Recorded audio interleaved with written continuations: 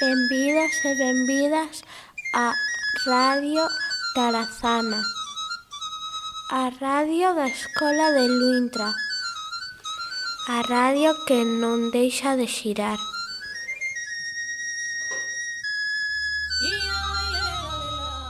Como era a escola? Bueno, pois a escola era moi semellante a que hoxe en día. O que pasa é que, claro, había pouco tempo que estaba feita, entón había moitas cousas que estaban aínda así a medio rematar. Por exemplo, non había nada de céspede, era todo terra, non había moitos árbores, as escaleras estaban á vista, non estaban cerradas, os valados eran os mesmos, as vallas eran as mesmas, a casa do conserxe estaba aberta, ali vivía un señor. Como era a biblioteca? A única biblioteca que había naquela altura eran uns poucos libros que estaban no comedor, que eran casi todos de viaxes, de países. Por certo, a min gustaba moito, eu sempre estaba ali mirando os libros. Tiñades campo de fútbol, como era? O campo de fútbol era de terra. E onde está a esplanada esta de campo de fútbol voso, ese era o campo pequeno, onde xogaban os nenos máis pequenos. E o grande estaba a dereita, cerca onde está o invernadeiro. Aí botaban os partidos importantes. E había ligas entre povos, entre aldeas. Sí. Como eran as formas das clases? Pois eranche máis estrictas que hoxe en día. Quer dizer, os nenos non podían preguntar, casi non lle preguntaban ao profe por nada. Salvo que te mandara ela a decir algo, pois saías voluntarios. Saía voluntario, saía salir ao encerado a decir algo. E non caladiños. E non se falaba nada. E o que falaba quedaba castigado.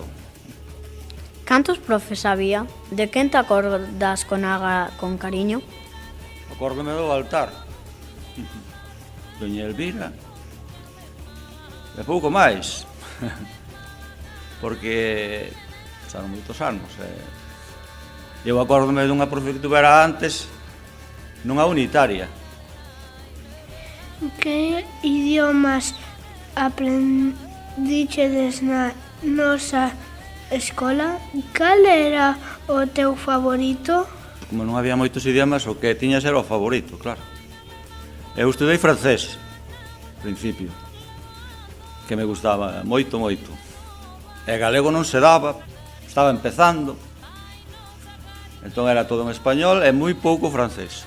O galego se falábase fora, porque os rapaces si eran todos galegofalantes.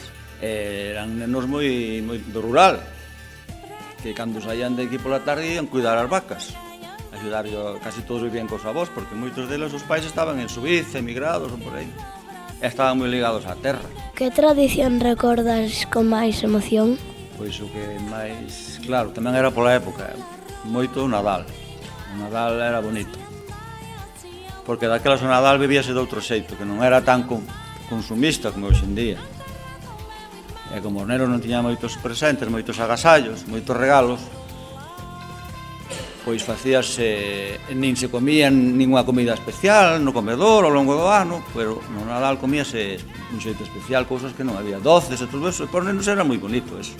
Entón eu si recordo eso con agarimo. E as vacacións, claro, os últimos días, cando xa normal. A que jugáis en el recreo? Pois xogábamos a xogos. A ver, non había tantas cousas como hoxe en día, desde logo non había maquiniña ni nada deso. Xogábamos a pelota, a fútbol, xogábamos a un xogo que chamábamos as cabezas, que aí neses pasillos que teñen teito, neses corredores, aí xogábamos a dar golpes de cabeza, xogábamos as bolas, que se chamaban as canicas, apostábamos canicas, que senón non tiña gracia. O que perdía tiña que darlle un a outro. Había quen era moi bo que levaba unha bolsa delas e outro só tiña 2 ou 3, porque sempre perdía. E xogábamos a un xogo que se chamaba o burro, ou o pico araña, que era de saltar por encima dos nenos, que se poñían así doblaban, se poñían había que saltar o máis posible. Xogábamos ao brilé, non podíamos subir ás árbores porque non había casi árbores, os que había eran os abetos estos, os cedros, que eran moi altos para subir.